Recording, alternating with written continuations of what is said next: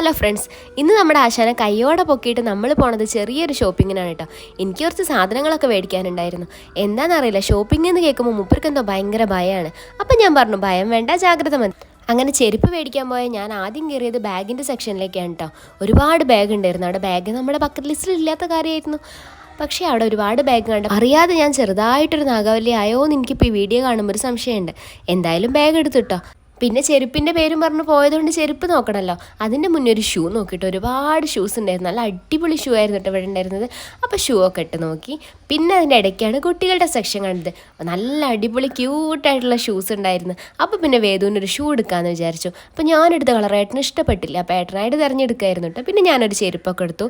ഒരുപാട് നേരം പോസ്റ്റ് അടുപ്പിച്ചിരുത്തിയതുകൊണ്ടാണ് തോന്നുന്നുണ്ട് മൂപ്പര് നേരെ പോയത് ജെൻസിൻ്റെ ഷൂ സെക്ഷനിലേക്കാണ്. ഒരുപാട് നേരത്തെ പരിശോധനയ്ക്ക് ശേഷം ഏട്ടൻ ഇവിടെയുള്ള ഷൂസ് ഒന്നും ഇഷ്ടപ്പെട്ടില്ല എന്ന് പറഞ്ഞു. അപ്പം പിന്നെ അവിടെ നിൽക്കുന്ന ഒരു ഏട്ടൻ പോയിട്ട് വേറെ ഷൂ കൊണ്ടുവരാമെന്ന് പറഞ്ഞു കേട്ടോ. സംഭവം നല്ല കളക്ഷനൊക്കെ ഇവിടെ ഉണ്ടായിരുന്നു.